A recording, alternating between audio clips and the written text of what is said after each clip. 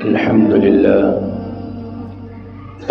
لله رب العالمين، والعاقبة للمتقين، والصلاة والسلام على سيد الأنبياء والمرسلين وعلى آله وأصحابه أجمعين.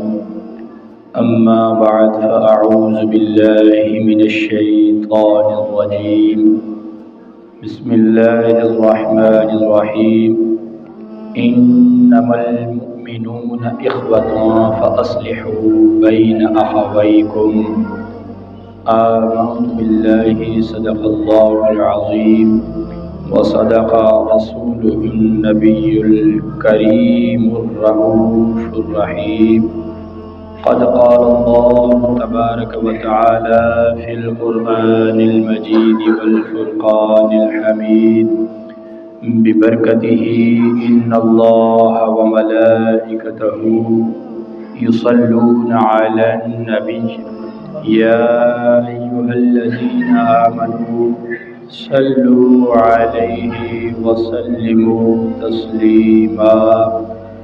بآواز بلند محبت کے ساتھ درود و سلام پڑھ لیجیے. الصلاۃ والسلام علیک یا سیدی یا رسول اللہ وعلی آلک واصحابک یا سیدی یا حبیب اللہ.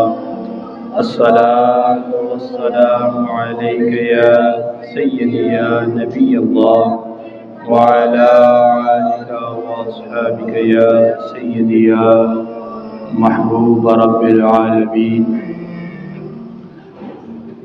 اللہ رب العزت کی حمد و ثنا اور نبی مکرم شفیع معظم تاجدار بنی آدم فخر کائنات مفخر موجودات آمینہ کے لال مدینے کے تاجدار حبیب پروردگار حضرت محمد مصطفیٰ صلی اللہ تعالی علیہ وسلم کی بارگاہ بے کس پناہ کے اندر ہدیہ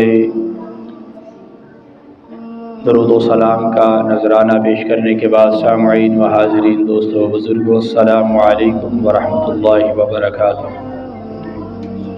احباب ذی وقار، رب کائنات نے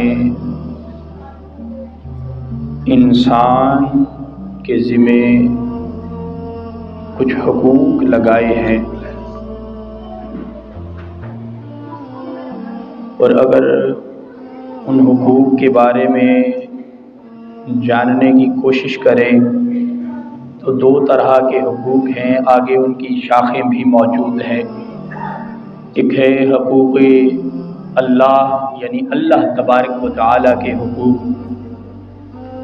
اور دوسرے حقوق العباد، بندے کے حقوق ہیں. اور اللہ رب العزت نے بندے پر جو حقوق لازم کیے ہیں، اگر وہ حقوق رب کے حوالے سے، حقوق اللہ جو ہے ان کے حوالے سے اگر غور و فکر کیا جائے، توجہ کی جائے، تو اللہ تبارک و تعالیٰ نے جو اس کے حقوق ہیں ان کا پورا کرنا ہم انسانوں پر لازم و ملزوم قرار دیا ہے. یعنی اللہ کے حقوق ہمارے ذمہ کیا ہے؟ نماز پڑھنا، روزے رکھنا، زکوٰۃ ادا کرنا، موقع آئے تو میدان جہاد میں باہر نکلنا، کفار کے خلاف میدان کارزار میں آمنے سامنے ہونا، اور اس سب سے بڑھ کر جو حق ہے وہ اللہ تبارک و تعالیٰ کی توحید اور اللہ تبارک و تعالیٰ کے حبیب علی نبینا وعلیہ الصلاۃ والسلام کی رسالت کو تسلیم کرنا. کوئی نمازیں بھی پڑھتا رہے، روزے بھی رکھتا رہے، متواتر بالکل پورے تسلسل کے ساتھ حج بھی کرتا رہے، ہر سال حج کی سعادت اسے حاصل ہوتی رہے، اور اللہ تبارک و تعالیٰ کہ دیگر جتنے بھی اللہ تبارک و تعالیٰ نے انسان پر حقوق لازم قرار دیے ہیں تمام حقوق کی پاسداری کرتا رہے، مگر نہ رب کو مانے نہ رب کے حبیب کو مانے، تو اس کا نہ رب کو ماننا نہ رب کے حبیب کو ماننا بقیہ تمام باتوں پر عمل کرنا، یہ رب کو نہ ماننے اور رب کے حبیب کو نہ ماننے کی وجہ سے نہ اس کے روزے قبول ہوں گے، نہ اس کے نمازیں قبول ہوں گی، نہ اس کے حج قبول ہوں گے، نہ اس کی زکاتیں لی گئی قبول کی جائیں گی۔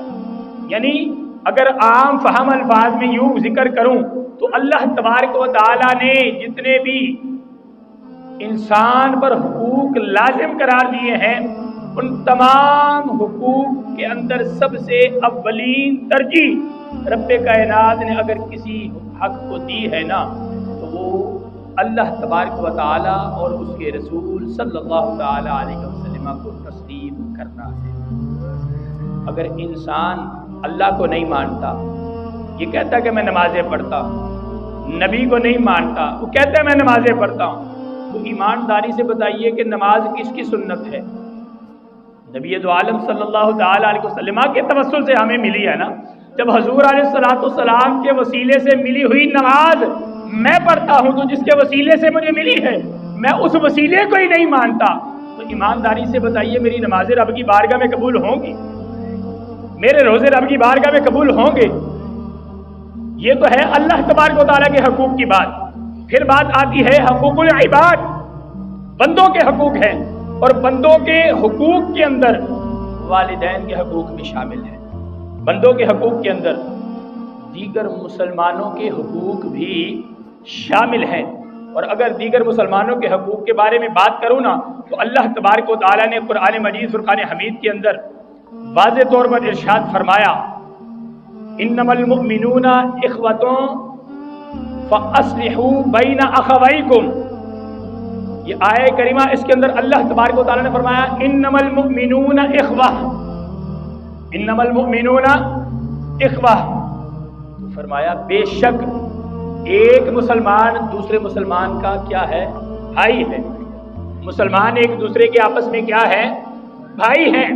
تو بھائی ہونے کے ناطے ایک مسلمان کا دوسرے مسلمان پر حق بھی تو بنتا ہے نا، بنتا ہے کہ نہیں بنتا؟ تو جب ایک مسلمان تکلیف کے اندر ہو تو دوسرے مسلمان کو یہ چاہیے نا کہ اس کی تکلیف کا ازالہ کر لے، اس کی تکلیف کو اس سے دور کرنے کی کوشش کرے۔ تو حدیث مبارکہ کے اندر حضور علیہ نبینا علیہ الصلوۃ والسلام نے فرمایا مسلمانوں کا جو آپس کے اندر یہ تعلق ہے نا، اس تعلق کے حوالے سے کہ باہمی تعلق کیا ہے مسلمانوں کا، تو محبوب کبریا حضرت محمد مصطفیٰ صلی اللہ تعالی علیہ وسلم کے پیارے صحابی حضرت عبداللہ ابن عمر رضی اللہ تعالی عنہ روایت کرتے ہیں، بخاری شریف کی حدیث مبارکہ ہے کہ نبی دو عالم صلی اللہ تعالی علیہ وسلم نے ارشاد فرمایا کہ مسلمان کا بھائی ہے، وہ اس پر ظلم نہ کرے، نہ ہی اسے رسوا کرے۔ یعنی ایک مسلمان دوسرے مسلمان کا بھائی ہے تو بھائی ہونے کے ناطے یہ تو صرف بینگ اے مسلم ہم آپس میں بھائی بھائی ہیں، جو حقیقی بہن بھائی ہیں کیا وہ کوشش کرتے ہیں کہ ہم اپنے دوسرے بھائی کو تکلیف میں مبتلا کریں؟ ہوتی ہے کوشش، مگر آج خون سفید ہو چکے ہیں نا، جس دور کے اندر ہم زندگی گزار رہے ہیں نا، آج خون سفید ہو چکا ہوا ہے، ہم اپنے حقیقی بھائی کا بھی خیال نہیں رکھ پا رہے، تو ہم اپنے مسلمان بھائی کا خیال کیسے رکھیں؟ نبی دو عالم صلی اللہ تعالی علیہ وسلم نے فرمایا کہ مسلمان کا بھائی ہے اور تمہارے اوپر یہ حق ہے کہ تم اسے تکلیف میں مبتلا نہ کرو، نہ ہی مسلمان کو رسوا کرو، اور جو شخص اپنے کسی مسلمان بھائی کی ضرورت کو پورا کرتا ہے رب ذوالجلال اپنے اس بندے کی ضرورت کو پورا فرما دیتا ہے۔ یہ تو دنیا کی بات ہے، اور پھر آقا دو عالم صلی اللہ تعالی علیہ وسلم نے آگے بھی مزید فرمایا کہ جو اپنے کسی مسلمان بھائی کو مصیبت سے نجات عطا فرماتا ہے، اپنے مسلمان بھائی کو اس کی کسی مصیبت سے نجات دلوا دیتا ہے، تو اللہ تبارک و تعالیٰ کل بروز قیامت اس کے اوپر جتنے بھی مصائب ہوں گے نا، ان مصائب میں سے کسی ایک مصیبت کو دور فرما دے گا، کسی ایک مصیبت کو دور فرما دے گا۔ اور آگے فرمایا کہ جو اپنے کسی مسلمان بھائی کا پردہ رکھ لے گا، جو اپنے کسی مسلمان بھائی کا کسی کے عیب کے بارے میں پتہ چل گیا، کسی کی کوئی برائی کے بارے میں پتہ چل گیا، نبی دو عالم صلی اللہ تعالیٰ علیہ وسلم نے فرمایا کہ جو اپنے کسی مسلمان بھائی کا پردہ رکھتا ہے اللہ تبارک و تعالیٰ کل بروز قیامت اس کا پردہ رکھ دے. دیکھیے کتنی بڑی بات آقا دو عالم صلی اللہ تعالیٰ علیہ وسلم نے ارشاد فرمائی. آج ذرا تھوڑا سا غور و فکر کریں نا, ہم اپنے وطن کی بات نہیں کر رہے. فلسطین والے کیا ہمارے مسلمان بھائی نہیں ہیں؟ کیا ہمیں اپنے ان مسلمان بھائیوں کے لیے تڑپنا نہیں چاہیے؟ کیا ان کی تڑپ کو اپنے سینوں میں نہیں ڈالنا چاہیے؟ کیا ہمارے وہ مسلمان بھائی کس طرح کی زندگی گزار رہے ہیں؟ ان پر پانی بند کیا جا رہا ہے, ان کو کھانے پینے کی تمام خورد و نوش کی اشیاء ان پر بند کی جا رہی ہیں. کیا ہمارا کلیجہ منہ کو نہیں آنا چاہیے؟ کیا ہمیں تڑپ اٹھنا نہیں چاہیے؟ کیا ہمارے حاکموں کو ان کے لیے جو ان پر مظالم ہو رہے ہیں ان مظالم کا جواب نہیں دینا چاہیے؟ مگر کیسے جواب دیں؟ ہمارے حاکم تو اس وقت اس معاملے کے اندر مصروف ہیں. کل 21 اکتوبر اللہ تبارک و تعالیٰ معاف فرمائے کہ یہ وہ لوگ ہیں کہ جو ناموس رسالت کے لیے باہر نکلنا نہیں چاہتے تھے, اور جب ان کا قائد کہ جو ناموس رسالت پر پہرا دینے والے جو آقا دو عالم صلی اللہ تعالیٰ علیہ وسلم کے غلام ہیں, ان غلاموں کا قاتل جو ہے کل جب وطن عزیز کے اندر واپس لوٹ رہا ہے, یعنی یہاں سے چوری چکاری کر کے بیرون ملک چلا گیا, اب جو وہ واپس آ رہا ہے تو اس کی واپسی پر اس کا استقبال کرنے کے لیے ان کی زبانوں سے جملے سنیے, کیسے کیسے جملے اپنی زبانوں سے نکال رہے ہیں. کہہ رہے ہیں کہ جو کل اس کے استقبال کے لیے لاہور میدان پاکستان پہنچے گا غیر کار ثواب کا کام ہے. نعوذ باللہ. یعنی صرف ایک وہ بندہ کہ جو ناموس رسالت کے پہرے داروں کو قتل کر دے, اس کا استقبال کرنے کے لیے نکلنے والا وہ کار ثواب کا کام کر رہا ہے. وہ بھائی جو حضور کی ناموس کے لیے اپنے گھر کو, اپنے بچوں کو, ہر چیز کو چھوڑ کر گلیوں کے اندر, بازاروں میں, سڑکوں پر نکل کر آ رہا ہے, کیا وہ کار ثواب نہیں کر رہا؟ کہ یہ کار ثواب ہے, یا کہ ان کا جو قائد کہ جو میری نظر میں سب سے بڑا دنیا کا لعنتی شخص ہے اس کے لیے باہر نکلنا کار ثواب ہے؟ جو شخص حضور کی ناموس کے لیے باہر نہیں نہ نکل سکتا تو میرے نزدیک اس کا اس دنیا میں رہنے کا کوئی کام ہی نہیں ہے. چاہے وہ کسی بڑی گدی پر بیٹھا ہوا ہے, چاہے وہ کسی بڑے سے بڑے منصب پر فائز ہے, جہاں پر مرضی موجود ہے. بھائی حضور نبینا علیہ الصلوۃ والسلام کی حدیث بتا رہی ہے کہ ایک مسلمان دوسرے مسلمان کے لیے جسم کی مانند ہے. حدیث مبارکہ کا مفہوم سنیے کہ حضرت نعمان بن بشیر رضی اللہ تعالی عنہ روایت کرتے ہیں کہ نبی دو عالم صلی اللہ تعالی علیہ وسلم نے ارشاد فرمایا کہ سارے مسلمان ایک شخص کی طرح ہے. سارے مسلمان ایک شخص کی طرح ہے. یعنی کہ اگر ایک فرد واحد انسان کیا ہے, ایک فرد واحد ہے, ایک فرد واحد کو تکلیف ہوتی ہے تو وہ تکلیف سب کے لیے ہے. فرمان رسول کے مطابق کہ سارے مسلمان ایک شخص کی مانند ہیں, ایک شخص کی طرح ہے. جب سارے ایک شخص کی طرح ہیں تو پھر ایک شخص کو تکلیف ہو تو مطلب کیا ہے اس کا؟ سارے مسلمانوں کو تکلیف ہے. مگر یہاں پر معاملہ الٹ ہے, یہاں پر معاملہ الٹ ہے. لڑائی کا ایک اصول ہے کہ لڑائی کے اندر جو تیمارداری کرنے والے جو ڈاکٹر حضرات ہیں, جو ہاسپٹلز ہیں, ان کو نشانہ نہیں بنایا جاتا. لڑائی کا ایک قاعدہ کلی ہے, مسلمہ قاعدہ ہے, اصول ہے کہ جب بھی لڑائیاں ہوتی ہیں نا تو لڑائیوں کے اندر جو معالج ہوتے ہیں نا, جو علاج کرنے والے ہوتے ہیں, ان کو نقصان نہیں پہنچایا جاتا. جو ایک خبر کو دوسری جگہ پر پہنچانے والے مواصلاتی نظام کے جو پیروکار ہوتے ہیں انہیں تکلیف نہیں پہنچائی جاتی. مگر یہاں پر معاملہ الٹ ہے. اسرائیلی دہشت گرد جو ہیں وہ آقا دو عالم صلی اللہ تعالی علیہ وسلم کے ان غلاموں کو رات کے اندھیرے کے اندر کہ جو حفاظت کی خاطر ہسپتالوں میں پناہ لیے ہوئے ہیں, ہسپتال پر راکٹ کے ذریعے حملہ کر کے پوری کی پوری ہسپتال کی بلڈنگ کو گرا دیتے ہیں. چھوٹے چھوٹے بچے وہاں پر موجود ہیں, نوجوان موجود ہیں, مائیں بہنیں بوڑھے, ہر قسم کا شخص وہاں پر موجود ہے, ہر قسم کا مسلمان وہاں پر موجود ہے. صرف کس کے لیے وہ ہاسپٹل گئے کہ یہاں پر ہمارا علاج ہوگا, ہمیں زندگی مل جائے گی. اور ان کا نظریہ زندگی حاصل کرنے کا پتہ کیا ہے کہ یہ جو زندگی ہمیں ملے گی نا, اس زندگی کو حاصل کر کے ہم اللہ تبارک و تعالیٰ کی اس مسجد بیت المقدس مسجد اقصیٰ کو محفوظ کروائیں گے. ان کا نظریہ یہ ہے. ان آنکھوں نے وہ منظر بھی دیکھا ہے کہ ایک بچہ منہ کے اندر فیڈر لیے ہوئے ہے اور ایک ہاتھ میں پتھر ہے اور یہ بتلا رہا ہے، اور اس کے ایک ہاتھ میں پتھر اور منہ کے اندر فیڈر اس بات کی عکاسی کر رہا ہے کہ یہ خوراک پی کر اس ہاتھ سے تم اسرائیلیوں کو مارنے کے لیے تیار ہو گئے۔ ہم مسلمان کیا کر رہے ہیں؟ عملی میدان میں ہم باہر تو نہیں نکل پا رہے، عملی حوالے سے ہم لوگ باہر تو نہیں نکل پا رہے، نہ تو ہمارے حاکم مجھے صرف ایک بات کا جواب دے دے، ہماری پاکستانی افواج یہ جو اتنے ایٹم بم ہم نے تیار کر کے رکھے ہوئے ہیں، شاہین ہے، غوری ہے، جتنے بھی ہیں، یہ کس کے لیے ہیں؟ صرف لوگوں کو دکھانے کے لیے؟ یہ دیکھو ہمارے پاس یہ ایٹم بم موجود ہے، ہمارے پاس یہ میزائل موجود ہے، اور اگر صرف یہ دکھانے کے لیے نا تو پھر دکھانے کی کسی کو ضرورت نہیں ہے، انہیں چھوڑ آؤ کہیں پر۔ جیسے پاکستان کی دیگر املاک کو غیر ملکیوں کے ہاتھوں فروخت کر دیا ہے نا، تو یہ ایٹم بم بھی غیر ملکیوں کو فروخت کر دو، ان کی ہمیں ضرورت کوئی نہیں ہے۔ جب یہ کسی موقع کے اوپر تمہارے ہاتھوں سے چلنے کے لیے تیار ہی نہیں ہے، تم انہیں اپنے ہاتھوں سے چلانے کے لیے تیار ہی نہیں ہو، تو پھر انہیں اپنے پاس رکھنے کی ضرورت کوئی نہیں ہے، تمہیں نکال کر کہیں پھینک دو انہیں۔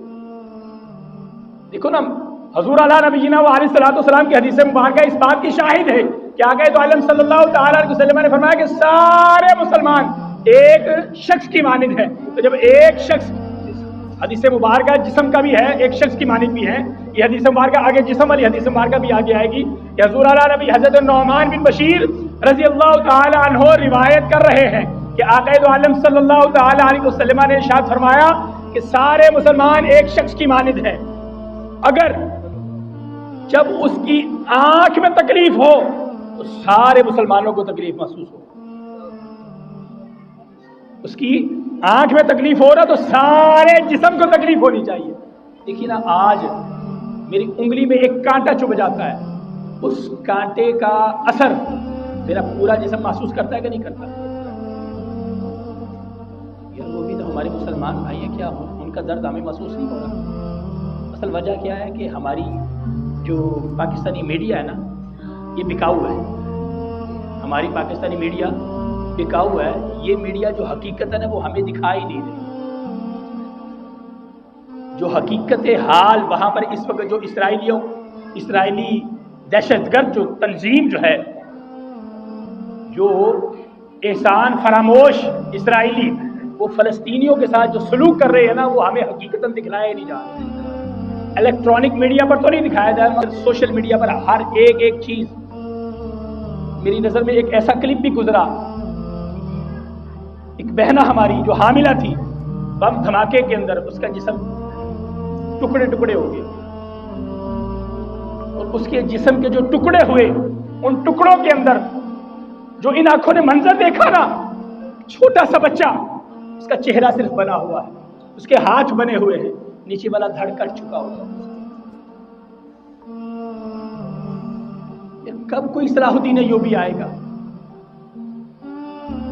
وہ کون سی بہن ہے کہ جو آواز دے گی کہ محمد بن قاسم آ کر نجات دلوائے گا اسے؟ انہیں صرف پڑھی ہے تو اپنے اس قائد کی پڑھی ہوئی ہے کہ وہ آئے گا ہمیں نجات دلوائے گا۔ کس چیز سے وہ نجات دلوائے گا؟ جیسے پہلے آیا تھا، کھا پی کر اپنا پیٹ بھر کر سوئس بینکوں کے اندر اپنے اکاؤنٹ بھر کر چلا گیا، اب پھر آ کر یہی کام کرے گا؟ اور یہ سارا کا سارا ملبہ ہمارے اوپر ہے۔ اس کی وجہ کیا ہے؟ ہمارے ووٹوں کے ذریعے یہ یہاں پر آ کر بیٹھتے ہیں۔ جب انہیں ووٹ کی ضرورت ہوتی ہے نا تو اس وقت کیا کرتے ہیں کہ جناب آپ میرے بھائی ہیں، آپ میرے بھائی ہیں، آپ میری بہن ہو، آپ میری بیٹی ہو، آپ میرا بیٹا ہو۔ جس وقت انہیں ووٹ مل جاتا ہے، ہمارے ووٹوں کے ذریعے یہ سیٹ پر آ کر بیٹھ جاتے ہیں، تو پھر کبھی انہوں نے پیچھے مڑ کر دیکھا ہے کہ ہمارا جس کو میں نے ماں کہا تھا وہ ماں کس حال کے اندر ہے؟ کبھی انہوں نے پیچھے مڑ کر دیکھا ہے کہ جسے میں نے اپنا باپ کہا تھا وہ باپ کس حال کے اندر ہے؟ کبھی پیچھے مڑ کر دیکھا کہ وہ بیٹا کس حال کے اندر ہے؟ نہ، صرف انہیں اس وقت ایک ووٹ کی لالچ ہوتی ہے، ووٹ لے کر نکل جاتے ہیں۔ تو دوستان محترم، آج ہمارے پاس وقت ہے، اگر ہم چاہیں نا، ہم ہاتھوں کے ذریعے تو کچھ نہیں کر سکتے، ہم ہاتھوں کے ذریعے کچھ نہیں کر سکتے، مگر ایک عمل ہم کر سکتے ہیں، ڈائریکٹ تو نہیں مگر انڈائریکٹلی۔ میں یہ بات واضح کر دوں، डायरेक्टली नहीं,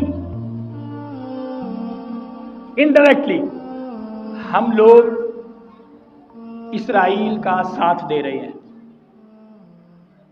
हम लोग अपने रुपए पैसे के जरिए इसराइल का साथ दे रहे हैं।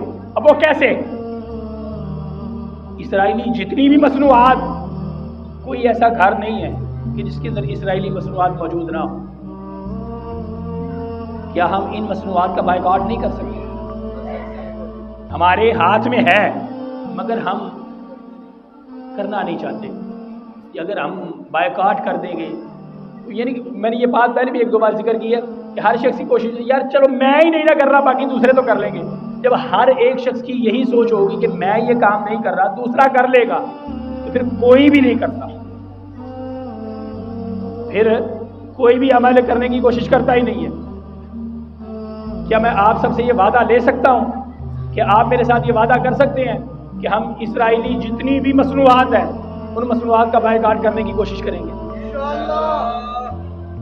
मैं तो इस चीज का वादा करता हूं कि हर उन मसनूआत का, हर उस चीज का बायकॉट करने की भरपूर तौर पर कोशिश करूंगा कि जिनका ताल्लुक उन लोगों के साथ है, उन ममालिक के साथ है कि जो ममालिक मुसलमानों की तरक्की की बजाय मुसलमानों को गिराने के लिए हर दम कोशिशें कर रहे हैं। मुसलमानों को जो गिराने की हर दम कोशिशों के अंदर लगे हुए हैं। तो आज हमें इस चीज का थोड़ा सा ख्याल करना है। और अगली हदीस मुबारक हजरत अबू मूसा अशअरी रज़ी अल्लाह ताला अन्हु से रिवायत है कि आक़ा दो आलम सल्लल्लाहु ताला अलैहि वसल्लम ने इरशाद फरमाया कि एक मुसलमान दूसरे मुसलमान के लिए एक इबारत की तरह है। एक मुसलमान दूसरे मुसलमान के लिए किसकी तरह है? इमारत की तरह है। इस तरह इमारत में से एक ईंट निकाल दी जाए तो इमारत डगमगाना शुरू हो जाती है कि नहीं? इमारत की नींव में से कोई एक ईंट निकाल कर बाहर फेंक दो तो क्या वो इमारत सलामत रह पाएगी? नामुकम्मल अधूरी रहेगी ना। तो मुसलमान दूसरे मुसलमान के लिए एक इमारत की मिसल है। यानी इमारत तब कंप्लीट होती है कि जब हर एक चीज प्रॉपर तौर पर मुकम्मल तरीके से कंप्लीट हो जाए। तो जब इमारत में से 1, 2, 4, 6 ईंटें बाहर निकल जाएं तो क्या वो इमारत कंप्लीट होगी? नहीं, वो अधूरी रहेगी। तो हुज़ूर अलैहिस्सलातु वस्सलाम के इस फरमान के मुताबिक कि एक मुसलमान दूसरे मुसलमान के लिए एक इमारत की तरह है। यानी कोई इमारत की तरह कैसे है कि इस इमारत की एक ईंट दूसरी ईंट को यूं मजबूत किए हुए है। तो हम मुसलमानों को भी इस तरह मजबूत होने की जरूरत है। अगर आज हम मुसलमान मजबूत ना हो पाए तो यकीन मानिए आज जो फ़लस्तीन में हो रहा है ना, कल वो हम मुसलमानों के साथ होगा, यहाँ पर हम पाकिस्तानियों के साथ होगा। क्योंकि पाकिस्तानियों के अंदर हमारे इस वक्त जितनी भी हमारी मुस्लिम कम्युनिटी पाकिस्तान के अंदर मौजूद है ना, उनमें से तकरीबन मेरा जो एक आदादो शुमार जो मेरी मुताबिक 25 से 30% कादियानी मौजूद है हमारे दरमियान में। 25 से 30%। और ये आहिस्ता आहिस्ता ये बढ़ते चले जा रहे हैं। और हमें निज़ाम क्या चाहिए? वो निज़ाम चाहिए कि जिस निज़ाम के अंदर हमें कोई इस्लाम के हवाले से रोक टोक मौजूद ना हो। हमें ऐसा निज़ाम चाहिए, जबकि दीन इस्लाम हमें रोक नहीं रहा। दीन इस्लाम तो हमें सीधे रास्ते की रहनुमाई कर रहा है। दीन इस्लाम तो हमारे लिए सीधे ट्रैक का इंतखाब किए हुए हैं, मगर हम उस सीधे रास्ते पर चलने की कोशिश नहीं कर रहे। वो कहते हैं ना कि इंसान के लिए 2 रास्ते हैं, एक रास्ता अच्छाई का और एक रास्ता बुराई का है। या अगर इसको इस अंदाज में डिफाइन कर दूं कि इंसान के लिए रिस्क कमाने के 2 रास्ते हैं। एक वो रास्ता है कि जिस पर वो थोड़ा थोड़ा करके रिस्क कमा लेता है और वो रिस्क उसके लिए हलाल शुमार किया जाता है, और एक वो रास्ता है कि जिस रास्ते पर चलकर वो एक दिन ही के अंदर लाखों रुपया कमा लेता है, और वो रास्ता बुराई का है। तो चोरी के जरिए कमा ले, वो डाका डालकर कमा ले, वो किसी को मार कर कमा ले, यानी मुख्तलिफ तरीके कार है ना। हर तरीका कार को वो फॉलो करने के लिए तैयार होता है, क्योंकि आज हर मुसलमान की कोशिश है कि मैं जनाब दिनों के अंदर यहाँ से उठकर यहाँ पर आकर बैठ जाऊँ। यहाँ से यहाँ पर आने के लिए सालों की मेहनत भी दरकार होती है। 1, 2, 4 10 دن کے اندر یہاں پر بیٹھنے کا مطلب ہے کہ تم اپنے لیے قبر کو اندھیری کال کوٹری بنا رہے ہیں۔ تو اللہ تعالیٰ کی بارگاہ کے اندر ہمیشہ یہ دعا کرتے رہنا چاہیے کہ رب ذوالجلال ہمیں حلال طیب و طاہر رزق کمانے کی توفیق عطا فرمائے، اور اسی کے ساتھ ساتھ رب کائنات کی بارگاہ میں یہ دعا بھی کریں کہ رب ذوالجلال ہمیں اتنی قوت عطا فرما دے، ہمارے حاکموں کو عقل سلیم عطا فرما، اور اس عقل سلیم کے ساتھ ساتھ اتنی ہمیں قوت عطا فرما کہ ہم یہاں سے چل کر بیت المقدس کی حفاظت بھی کر سکیں، اور اپنے ان فلسطین بھائیوں کا اس انداز میں ساتھ دیں کہ جس انداز میں وہ ہمارے منتظر بیٹھے ہوئے۔ کئی فلسطینی بھائیوں کے بیانات سنے ہیں، کئی فلسطین بھائیوں کے، اور ہر بیان کے اندر ان کا موقف ایک ہی ہے کہ ہمیں کسی اور سے امید ہو یا نہ ہو، کسی اور وطن سے ہمیں امید ہے یا نہیں ہے، ہمیں اگر امید ہے اہل پاکستان سے امید ہے، مگر اہل پاکستان کے حاکم کیا کر رہے ہیں؟ سو رہے ہیں۔ آج اب میرے انفارمیشن میں جو بات ہے کہ جو اسلام آباد یہاں پر کئی ایسے لوگوں کو جیل کی سلاخوں کو پیچھے بند کر دیا گیا ہے کہ جنہوں نے فلسطین کے حق میں وہاں پر آواز اٹھائی ہے۔ یہ ہم اسلام کے نام پر لیے ہوئے وطن کے اندر موجود ہیں۔ نعرہ تو ہم لگا دیتے ہیں پاکستان کا مطلب کیا، لا الہ الا اللہ، دستور ریاست کیا ہوگا، محمد الرسول اللہ، یہ نعرہ صرف لگانے کی حد تک محدود رہ گیا۔ کیا عملی کام کوئی نہیں ہے اس نعرے کا؟ کیا ہم نے یہ نعرہ جو کلمے کی صورت کے اندر ہے، کیا ہم نے یہ کلمہ نہیں پڑھا؟ ہمارا حال بھی یقین مانیے وہ ہونے والا ہے کہ جو بنی اسرائیلیوں کا ہوا تھا، انہوں نے اپنے نبی کی نافرمانی کی نا، تو اللہ تبارک و تعالیٰ نے قیامت تک کے لیے دھتکار ان کے منہ پر مار دی ہے۔ قیامت تک کے لیے دھتکار ان کے منہ پر مار دی گئی ہے۔ یہ کبھی بھی مسلمانوں کے دوست نہیں ہے، قرآن پاک کا فیصلہ ہے، احادیث کا یہ فیصلہ ہے، نبی دو عالم صلی اللہ تعالی علیہ وسلم کا فرمان ہے کہ یہود و نصارہ سے جو دوستی کر رہے ہیں وہ در حقیقت دوستی نہیں، وہ تمہاری دشمنی کے اندر آگے بڑھتے چلے جا رہے ہیں، تمہارے اندر گھس کر تمہاری جڑوں کو کھوکھلا کرنے کے لیے وہ تمہارے ساتھ دوستی کر رہے ہیں۔ بالکل اسی طرح جس طرح برے صغیر کے اندر انگریز داخل ہوا تھا نا، داخل تو وہ تجارت کی غرض سے ہوا تھا، مگر تجارت کی آڑ کے اندر وہ کیا کچھ کر گیا، 100 سالہ مسلمانوں کا دور حکومت اس نے توڑ کر تہس نہس کر دیا۔ تو اللہ تبارک و تعالیٰ کی بارگاہ کے اندر دعا ہے کہ رب ذوالجلال ہم سب مسلمانوں کو ایک ہونے کی توفیق عطا فرمائے، اور بالخصوص ہمارے جتنی بھی مسلم امت مسلمہ ہے تمام کو یکجا ہو کر 57 اسلامک ممالک ہیں، کتنے؟ 57،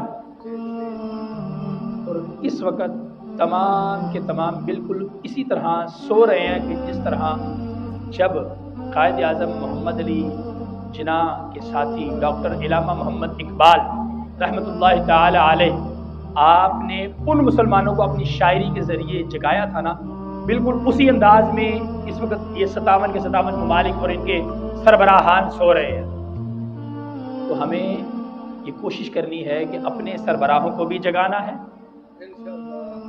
اور اگر ہم اکٹھے ہو گئے نا، اور یہ میں ڈنکے کی چوٹ پر یہ اعلان کر رہا ہوں، اگر پاکستان کی طرف سے آج کوئی لائحہ عمل پیش کیا جاتا ہے نا تو پاکستان کو دیگر مسلم ممالک آگے نہ بڑھے تو پھر بات نہیں۔ پاکستان پیچھے ہے، اعلان کوئی نہیں کر رہا، افواج پاکستان خاموش ہیں، پتہ نہیں کس وقت کا انتظار کر رہے ہیں، پتہ نہیں ابھی شاید کوئی قیامت آنے میں کوئی ان کے لیے اس سے بڑی بھی کوئی قیامت آنی ہے کہ جس کے وہ انتظار میں ہے کہ وہ قیامت آئے گی تو پھر ہم کوئی لائحہ عمل اختیار کریں گے۔ نہیں بھائی، جن جماعتوں نے باہر نکل کر فلسطینیوں کے لیے اظہار یکجہتی کیا ہے، میں انہیں سلیوٹ پیش کرتا ہوں، اور بالخصوص ان میں وہ جماعتیں کہ جو اس دل کے ساتھ، انہوں نے دل کے ساتھ دلی طور پر ان کے ساتھ اظہار یکجہتی کیا ہے، یہ نہیں کہ جناب لوگوں کی سمپتی حاصل کرنے کے لیے یہ لوگ آگے الیکشن آ رہے ہیں، الیکشن کے اندر یہ لوگ ہمیں ووٹ بھی دے دیں. نہ بھائی، ووٹ کی خاطر نہیں، حقیقتاً مسلمان کا درد اپنے دل میں رکھتے ہوئے وہ باہر نکلے ہیں. میں انہیں سلیوٹ پیش کرتا ہوں کہ بھائی انہوں نے اور کچھ نہیں تو کم از کم اپنے ضمیر کو جگاتے ہوئے ان مسلمانوں کے حق میں آواز تو اٹھائی ہے نا.